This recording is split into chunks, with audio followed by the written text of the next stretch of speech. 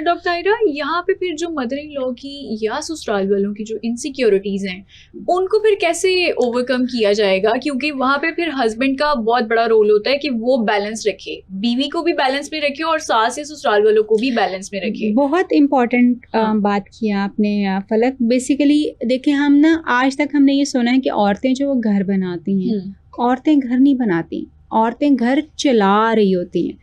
उनको जो कुछ दिया जाता है ना, उसमें मैनेज कर रही होती है। एक्चुअली जो घर बनते हैं वो आदमियों की वजह से बनते हैं, और ख़ास तौर पे उन आदमियों की वजह से जो कि मामला फहम होते हैं, जिनको नज़र आ रहा होता है कि जी एक्चुअली मेरे घर में क्या चल रहा है। मुझे अभी इसी पे एक अपना केस याद आ रहा है, कुछ तकरीबन कोई 5-6 महीने पहले। तो एक कपल मेरे पास आया, 1-1.5 साल उनकी शादी को हुई थी और एक बच्चा था उनका। तो उन्होंने बताया कि जी लड़का, मुझे बड़ा अच्छा उस लड़के का स्टैंस लगा। उसने उसकी जो अम्मा थी वो बहुत ज़्यादा टॉक्सिक थी, तो वो अपनी बहू को बहुत ज़्यादा टॉर्चर करती थी, बातें सुनाती थी, सारा कुछ करती थी।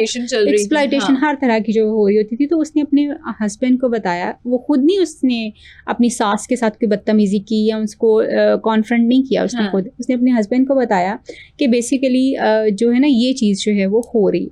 अब वो हस्बैंड क्योंकि अपनी अम्मा को समझता था, उसको पता था कि मेरी अम्मी का ये मसला है, मेरी अम्मी इस तरह की हैं, वो हमारे साथ भी ऐसे करती हैं, इस तरह की।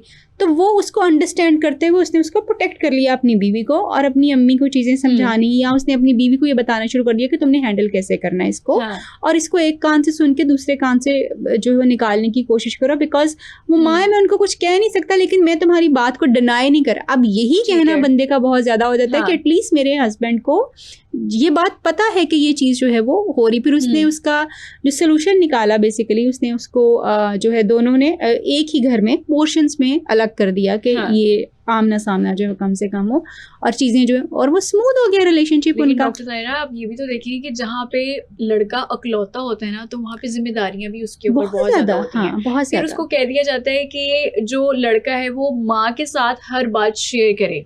माँ की तरफ से एक्सपेक्टेशन आती है कि मेरी उसकी अपने बेटे की हर बात मेरे साथ शेयर हो।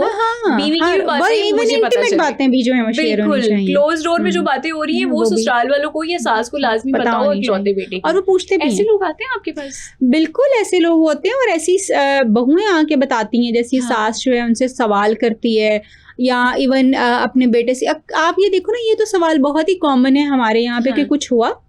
ये सवाल तो शादी से अगले दिन, दूसरे दिन, तीसरे दिन पूछा जाना शुरू हो जाता है। और अगर एग्जैक्टली, हालांकि ये इतना इंटीमेट एक चीज है कि अगर कुछ हुआ है या नहीं हुआ, ये हस्बैंड और वाइफ के दरमियान की एक बात